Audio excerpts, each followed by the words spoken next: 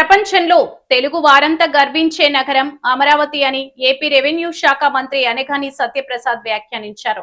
దేశంలోని అన్ని పార్టీలు అమరావతినే రాజధానిగా కావాలని అన్నారు. ఒకే ఒక్క వైసీపీ మాత్రం అమరావతి అని వ్యతిరేకిస్తుందని ధ్వజమెత్తారు. ఏదైతే పార్లమెంట్ లో పాస్ అయిన తర్వాత గెజెట్ గా వచ్చిన తర్వాత పెట్టిన మొట్టమొదటి మీటింగ్ కి మన అధినాయకులు మనందరికి కూడా దైవ స్వరూపులు చంద్రబాబు నాయుడు గారు రావటం, మరి ఈ రోజున మీ అందరి సమస్యలు తెలుసుకుని పరిష్కరించడం కోసమే కాకుండా రాబోయే రోజుల్లో ఎలా మీ అందరి భవిష్యత్తుని తీర్చిదిద్దబోతా ఉన్నారో అది చెప్పడం కోసం రావడం జరిగింది. ముఖ్యంగా మిత్రులారా, అక్క చెల్లెలారా, మా అన్నదమ్ములారా, కుటుంబ సభ్యులారా, అమరావతి గురించి ఎందుకు ఇవాళ నేను ముందుగా మాట్లాడుతూ ఉన్నానంటే మీ అందరి ఆశీస్సులతో ఇక్కడ శాసనసభ్యులు అయ్యాను. చంద్రబాబు నాయుడు గారి ఆశీస్సులతో ఒక మంచి మంత్రి పదవిగా ఉన్నాను, రెవెన్యూ మంత్రిగా ఉన్నాను. తప్పకుండా వారి చెప్పిన ప్రతి ఒక్క అంశంలో కూడా క్షేత్రస్థాయిలో ఎలాంటి తప్పు జరగకుండా చేసే లక్ష్యంతో మేము మా టీం పనిచేస్తూ ఉన్నాం. కానీ ఈరోజు అమరావతి మనం చాలా మాట్లాడుకోవాల్సిన అవసరం. ప్రపంచంలో ఉన్న ప్రతి ఒక్క తెలుగువాడు కాంక్షించినటువంటి క్యాపిటల్, దేవతలు నివసించినటువంటి క్యాపిటల్. అలాగే ఈ దేశంలో 50 పార్టీలు ఉంటే 50 పార్టీలు మనకి సపోర్ట్ చేస్తే ఒక్క తుగ్లక్ పార్టీ మాత్రం ఇక్కడ ఉన్నటువంటి పార్టీ మనకు సపోర్ట్ చేయలేదు. ఇది సమంజసమా అని అడుగుతా ఉన్నాను. మనం మాట్లాడుకోవాల్సిన అవసరం ఉంది అని చెప్తా ఉన్నాను నేను.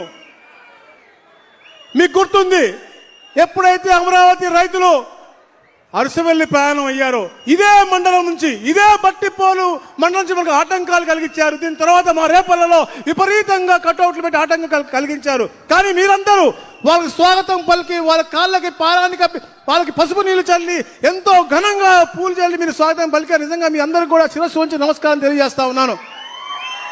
మీ అందరి కృషి, ఒక నాయకుడు ఒక యాక్షన్ ఈరోజు ఇది సాధనమైంది. ఇవన్నీ కూడా ఆయన కోసమో నా కోసమో కాదు, మీ అందరికీ మంచి బంగారు భవిష్యత్తు ఇవ్వాలి అని చెప్పే లక్ష్యంతోనే. అలాగే ఈ తుగ్గులకు ఎవరైతే పరిపాలించారో 2019-24లో అతని యొక్క ఆ క్రూరత్వం, మీ పట్ల ఉన్న ద్వేషాన్ని కూడా మీరు చర్చించాల్సిన అవసరం ఉంది అని చెప్పేసి కూడా తెలియజేసుకుంటూ, మరి ముఖ్యంగా ఈరోజు మీ భూమి మీ హక్కు ఒక అద్భుతమైన కార్యక్రమం. ప్రతి నెల కూడా గౌరవ ముఖ్యమంత్రి గారి క్షేత్రస్థాయిలోకి వచ్చి అక్కడ ఉన్నటువంటి రెవెన్యూ సమస్యలు తెలుసుకుని అధికారులు చేసే పనితీరు కూడా దాన్ని బేరీ చేసుకునే విధంగా ఇచ్చేసినటువంటి మా గౌరవ ముఖ్యమంత్రి వర్గాలకు స్వాగతం పలుకుతూ, అలాగే మిత్రులు, అన్నలు, సోదరులు నక్క ఆనందబాబు గారికి, ఎంపీ గారు గౌరవనీయులు కృష్ణప్రసాద్ గారికి, సహచర మంత్రివర్గ సభ్యులు గొట్టిపాటి రవికుమార్ గారికి, ఇన్ఛార్జ్ మంత్రివర్యులు అన్నలు మా కొలుసు పార్సాద్ గారికి, అలాగే మా నరేంద్ర వర్మ గారికి, మా సిఎస్ గారు గౌరవనీయులు పెద్దలు సాయి ప్రసాద్ గారికి, మా సిసిఎల్ఏ గౌరవనీయుల సోదరి జయలక్ష్మి గారికి, ఇతర పత్రికా సోదరులందరికీ కూడా పేరు పేరున నా ఉదయపూర్వక నమస్కారం మరొకసారి తెలియజేస్తాను. అలాగే ఆలపాటి రాజేంద్ర ప్రసాద్ గారికి కూడా. మిత్రులారా, నేను సుదీర్ఘంగా మాట్లాడుతున్నాను కాదు, కాకపోతే ఎందుకంటే ఈ రెవెన్యూ సమస్యలు ఎందుకు వచ్చినాయి అని కూడా మనం చూసుకోవాల్సిన అవసరం ఉంది. గత పరిపాలకులు కేవలం దాహంతో, సంస్కరణల పేరుతో అన్ని కూడా మనం విధ్వంసం చేసే విధంగా ల్యాండ్ టైటిలింగ్ యాక్ట్ తెచ్చారు.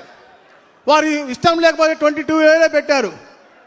వివిధ రకాలుగా పేదవారి భూములను హరించే విధంగా కార్యక్రమాలు చేశారు. కానీ గౌరవ ముఖ్యమంత్రిగా ప్రమాణ స్వీకారం చేసిన తర్వాత తొలి సంతకంలో ఒకటి అయినటువంటి ల్యాండ్ టైటిలింగ్ రద్దు అనేది ఏదైతే హామీ ఇచ్చారో అది సంతకం పెట్టి మీ అందరికి కూడా ఒక నమ్మకాన్ని కలిగించారు. మొట్టమొదటి రోజే మీకు గుర్తుంది, డిఎస్సి ఇస్తామని చెప్పి సంతకం పెట్టారు, అది పెట్టారు. అన్నా క్యాంటీన్లు పెడతా అన్నాం, పెట్టాము. నైపుణ్య గణన ఉద్యోగ అవకాశాల కోసం ఉన్నాం, అది చేస్తా ఉన్నాం. ఇట్లా అన్ని కార్యక్రమాలు చేసుకుంటూ సంక్షేమం, అలాగే సూపర్ 6 అనేది క్షేత్రస్థాయిలో అద్భుతంగా అమలు చేస్తూ సంక్షేమము అభివృద్ధి రెండు కూడా సమానంగా ముందుకు తీసుకెళ్తా ఉన్నాము. మిత్రులారా, మీరు అందరూ గ్రహించాలి, ఎప్పుడు ఎలాంటి ఎన్నికలు, ఎందుకంటే చెప్తున్నా రెవెన్యూ సమస్యలు రాష్ట్రంలో ఎప్పటి నుంచో ఉన్నాయి. కానీ అవన్నీ కూడా క్షేత్రస్థాయిలో ప్రతి ఒక్కటి కూడా తెలుసుకుని అవన్నీ కూడా పరిష్కార మార్గం వైపు పూర్తిగా తీసుకెళ్తున్న ప్రభుత్వం ఏకైక ప్రభుత్వం మన ప్రభుత్వం అని చెప్పేసి కూడా నేను తెలియజేస్తా ఉన్నాను. ముఖ్యంగా ఈరోజు కార్యక్రమం, పాస్బుక్ కార్యక్రమం ఏదైతే ఉందో, గత పరిపాలకుడు అతనికి ఫోటో పిచ్చితో అతని ముద్ర వేసుకున్న పాస్బుక్ మనకు అవసరమా? అతని ఫోటోతో ఉన్న పాస్బుక్ని అడుగుతా ఉన్నాను. చెప్పాలి సోదరి, నువ్వే ఉన్నావు, గట్టిగా చెప్పాలి. అవసరమా? మీ అమ్మదో మీ నాన్నదో మీ తాతదో ఎవరైతే భూమి మనకి ఇచ్చారో వారి భూములు కాదు, కానీ ఇతనేదో దానం చేసినట్టుగా అతని భూమి వేసి.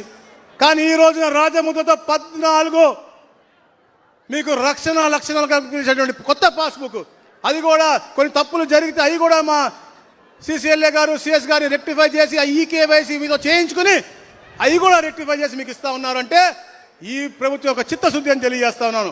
అలాగే రాళ్ళ గురించి కూడా ఎన్ని కూడా గౌరవ ముఖ్యమంత్రిగా తెలియజేస్తారు, కానీ ఆ తుగ్లక్ యొక్క ఆలోచన తీరుని నేను చెప్తా ఉన్నాను. అది ఎప్పుడు మనం చర్చించాలి. మన మనిషికి ఏముంటుంది, మర్చిపోయే తత్వం ఉంటుంది. మర్చిపోకండి, మన ఆత్మాభిమానం కాపాడుకోవాల్సిన అవసరం ఎప్పుడు ఉంటుంది. ఆత్మ గౌరవం కోసం తెలుగుదేశం పార్టీ పుట్టింది. ఆత్మాభిమానం కోసం మనందరం ఎప్పుడు దానికి అండగా ఉండాలి. మన ఆత్మాభిమానం కాపాడుకోవాలంటే ఏ ఎన్నికొచ్చినా ఈ కూటమి ప్రభుత్వాన్ని గెలిపించాలి. చంద్రబాబు నాయుడు గారి దాన్ని ఎప్పుడు బలోపేతం చేయాలి. లోకేష్ గారి ఆలోచన అయితే ఈ దేశంలో పెట్టుబడులు తన్నుకుంటూ వస్తూ ఉన్నాయి అంటే అది వారి యొక్క ఆలోచన. అలాగే గౌరవ డిప్యూటీ సీఎం అంటే పవన్ కళ్యాణ్ గారి యొక్క మంచితనం, వారి యొక్క ఆలోచన. కేంద్రం నుంచి కూడా మోడీ గారి ఆశీస్సులు, ఇట్లా ఇవన్నీ కూడా మీరు బేరు చేసుకుని ఎప్పుడు ఇక్కడ మా ఆనందనని మా ఎంపీ గారిని అలాగే రాష్ట్రంలో ఎక్కడ ఏ ఎలక్షన్ జరిగినా కూడా ఆ తుగ్లక్ పార్టీని భూస్థాపిత